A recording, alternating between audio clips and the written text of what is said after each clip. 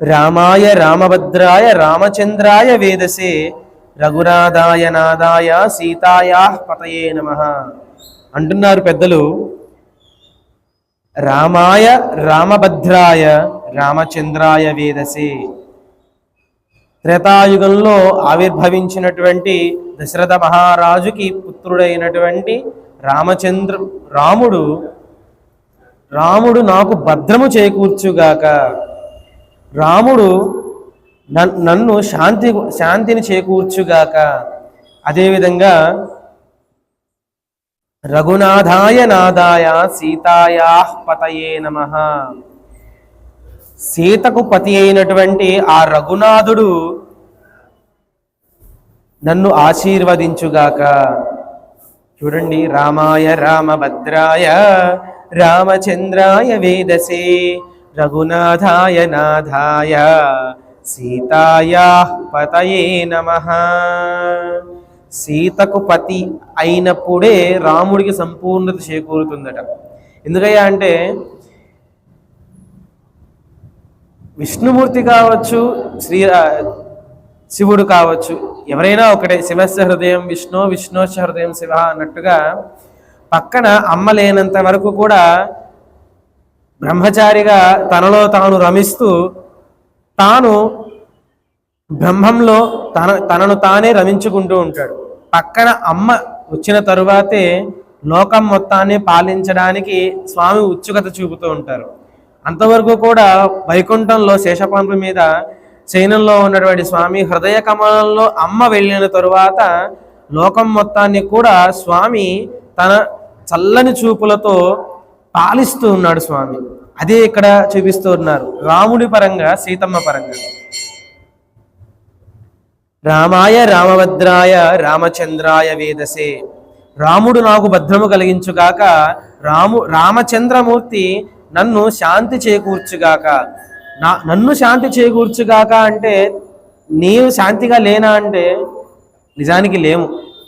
కామ క్రోధ లోభ మోహ మదమాశ్చర్యాలనేటువంటి అరిషడ్ వర్గాల మధ్యలో చిక్కుకుపోయి కొంతమంది ఒక జైలులో ఇద్దరు మాట్లాడుకుంటున్నారట. ఒక ఉన్నతమైన వ్యక్తికి బంగారు గొలుసులతో కట్టివేశారు, ఒక దొంగకి ఇనుప గొలుసులతో కట్టివేశారు. ఆ బంగారు గొలుసులతో కట్టిన వ్యక్తి అంటున్నాడట, ఇతని కన్నా ఇంకొక 100 కిలోల ఎక్కువ బంగారంతో చేసినటువంటి గొలుసులతో కట్టేశారు. చూసావా, నీకన్నా నాకు ఎక్కువ బలమైనటువంటి బంగారు గొలుసులతో కట్టారు, నీకు ఏదో తుచ్చంగా ఇనుప గొలుసులతో కట్టారు అని చెప్పేసి గేలి చేశాడట. అతను నవ్వుకున్నాడు. ఓహో, ఉన్నతమైన వ్యక్తి అని నువ్వు అనుకుంటున్నావు, కానీ నాగతే నీకు ఉందయ్యా. కానీ నువ్వు బంగారు గొలుసులతో కట్టబడ్డావు, ఇంకా బలమైనటువంటి ఒత్తిడితో కూడుకున్నటువంటి బంగారు గొలుసులతో కట్టబడ్డావు. నేనేదో కామక్రోధాలు అనేటువంటి ఇనుప గొలుసులతో కట్టబడ్డాను, నీవు బంధాలనేటువంటి వాటితో కూడా కప్పబడ్డావు. ఆ బరువుని చెప్పుకోలేక నేను బంగారంతో కట్టబడ్డాను, నువ్వు ఇనుపుతో కట్టబడ్డావు అని తనను తాను సముదాయించుకుంటూ చెప్పుకుంటున్నాడు అన్నట్టు ఉంటుంది ప్రతి ఒక్క మానవుడి యొక్క భావన. ఏమండి బాగున్నారా అంటే చాలా బాగున్నామండి అని అంటారు. కాస్త కూర్చుని కుశల ప్రశ్నలు అడిగితే ఏముందండి, కాలు బాగలేదు, వేళ్ళు బాగాలేదు, అది బాగాలేదు, ఇది బాగాలేదు. ఇప్పుడు బాగోదు. మానవ జీవితం పుట్టింది మొదలు గిట్టేంత వరకు కూడా సుఖ దుఃఖాల మధ్యలో వెళ్ళేటటువంటి ప్రయాణమే, కానీ అన్ని సుఖాలు రావు, అన్ని దుఃఖాలు రావు. కానీ దుఃఖాలని ప్రొజెక్ట్ చేసుకుంటూ మనం చూస్తూ ఉంటాం. ఎలా చెప్పాలంటే సినిమా థియేటర్లో తెర వేసి చూపించినట్టుగా కష్టాలని 24 గంటలు పలానా సమయంలో నాకే కష్టం వచ్చింది, పలానా సమయంలో నాకే కష్టం వచ్చింది అని అంటూ ఉంటారు. కానీ కష్టానికి మధ్యలో వచ్చే సుఖం గురించి ఆలోచించడం లేదు.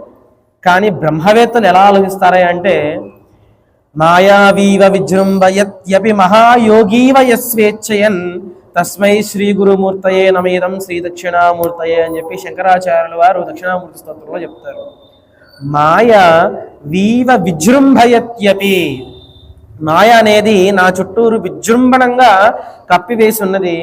ఎంతవరకు కూడా నాకు నచ్చింది, నేను మెచ్చింది అవి మాత్రమే తెరలు మొత్తం నా చుట్టూరు కప్పేసి అవి మాత్రమే చూపిస్తూ అవి కనబడనటువంటి సమయంలో ఇంకా నేను బ్రతకడం వృధా, నేను ఎందుకు బ్రతకాలి, నాకు లేదు, నాకు కావాల్సింది లేదు, నాకు నచ్చింది లేదు అనేటటువంటి మాయలో పడి చిక్కుకుంటూ ఇంకా ఏదీ లేదు, నేను బ్రతకడమే వృధా అనేటువంటి స్థితిలోకి తీసుకువెళ్ళేటువంటి కింద స్థాయికి దింపేస్తుంది మనస్సు.